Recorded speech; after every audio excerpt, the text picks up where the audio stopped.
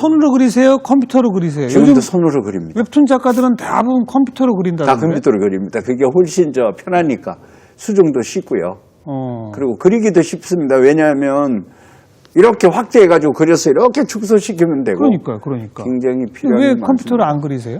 어차피 넓은 판 위에 펜으로 그리는 거는 컴퓨터로 그리나 종이로나 똑같잖아요. 똑같지만은 감촉은 완전히 다르죠. 아, 그래요? 저는 원시인입니다. 감촉이 그래서 달라요? 완전히 다르죠. 크게 달라요? 네, 크게 다릅니다. 저는 뭐 연필도 그냥 연필을 못 쓰고요. 연필에 항상 이렇게 뒤에 종이를 이렇게 감아야 됩니다. 이렇게.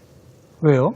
그 종이 감촉이 있어야 컨디션이 좋아지니까. 그런 게 그게 있죠? 어릴 때 습작 때 그 몽땅 연필 쓰던 버릇이거든요. 그런 게 신문지 있죠. 말고 예. 뭐 이런 원고지 이렇게 삭삭삭 말아가지고 탁 잡으면 그 볼륨하고 이렇게 감촉이 딱 맞는 건데. 그리고 또 한 가지 이유가 있습니다. 뭐냐면 수작업이 주는 거친 맛이 저는 좋습니다. 작품의 네, 결과로 신화에서는 결과적으로 어떻게 하면 이 선이나 이 모든 것들을 더 거칠게 보이게 할 수 있을까? 그럼 종이에 그리신 걸 카메라로 찍어서 이렇게 하는 겁니까? 채색 작업할 때 이제 스캔해가지고. 스캔해서. 네, 채색해가지고. 채색은 수작업을 하기에는 너무 힘들거든요. 그거는 컴퓨터로. 네, 그거는 이제 도와주는 친구들이 합니까? 그럼요. 저는 뭐 전 대한민국 독자분들이 다 알다시피 색약이기 때문에 저는 뭐 아주 컬러에 대해서는 트라우마가 아주 강합니다. 그래서 다른 분들 옷 입고 있어도 옷 색깔을 감히 이렇게 칭찬을 못 합니다. 이게 푸르스름한 건지 붉으스름한 건지 정말 내 눈이 제대로 보고 있는 건지 이걸 몰라가지고요. 그러니까 어느 정도 색은 제가 분명히 구분해서 채색할 수 있죠. 그러니까 운전도 하는 거죠. 신호등은 보이니까. 그런데 배색에서 약한 거죠. 배색. 이 색과 이 색이 섞였을 때. 그걸 모르셨잖아요. 색약이라는 걸. 몰랐죠.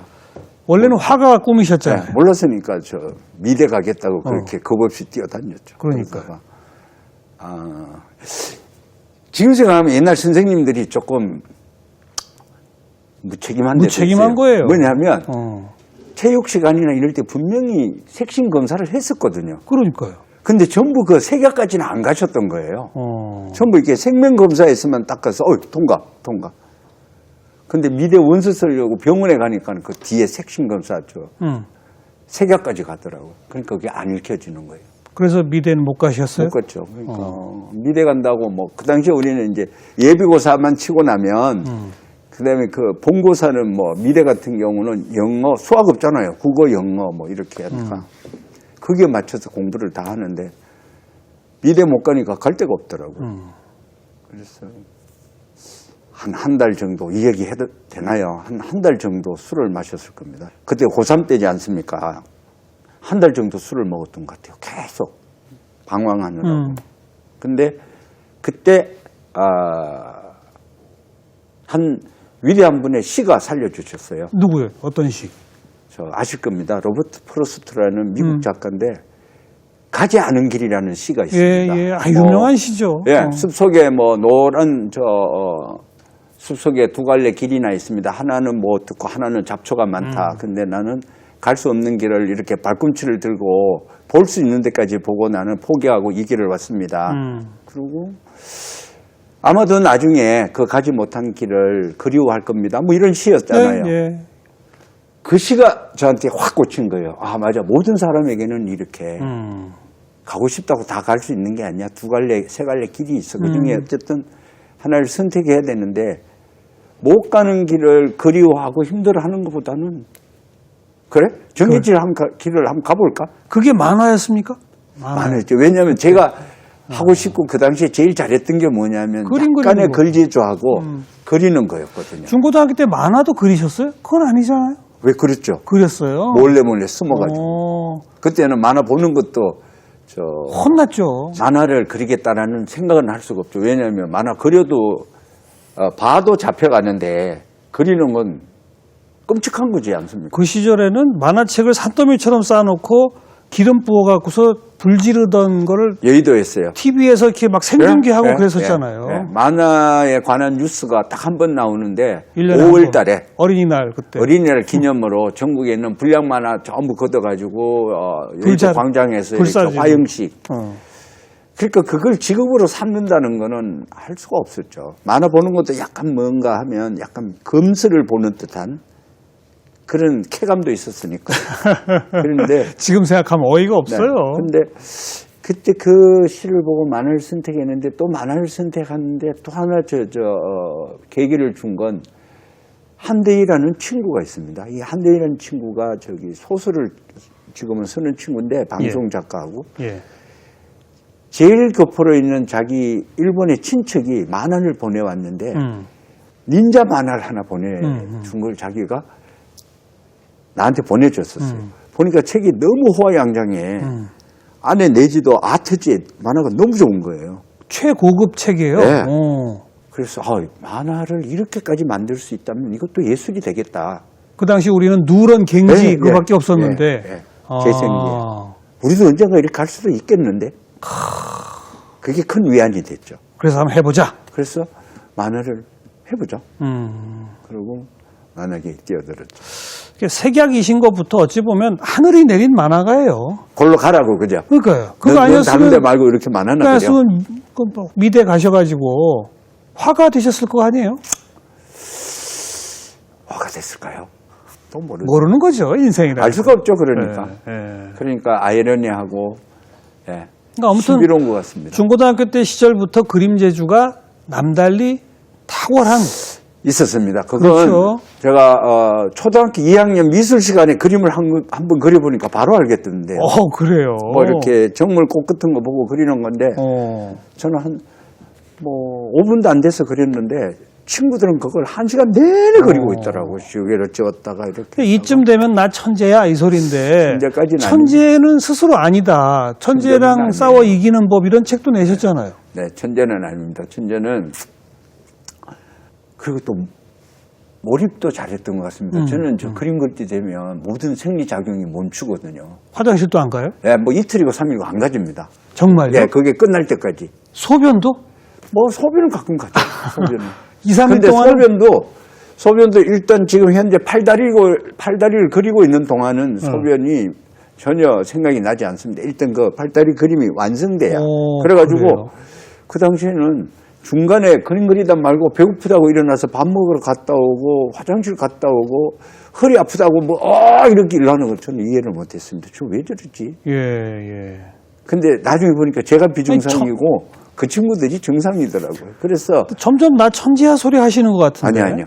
그리고 몰입이 그림을 그리면 그 당시에는 새벽에 이 두부 장수들 네. 새벽 두부 흔들 때쯤 돼야 제가 잤어요. 그리고 밤을 새고. 네, 그리고 신문 들어오는 거 신문 읽어보고 그리고 잠들고 그러면은 야 오늘도 난 이만큼 남들보다 더 많이 살았어. 뭐 이런 기분이지 이게 힘들다 뭐 이런 생각이 전혀 없었거든요. 근데 어느 날 지금도 아주 친한 친구인데 그놈은 맨날 술 먹고 노는 놈이에요. 뭐 여행도 많이 다니고 운동도 열심히 하고.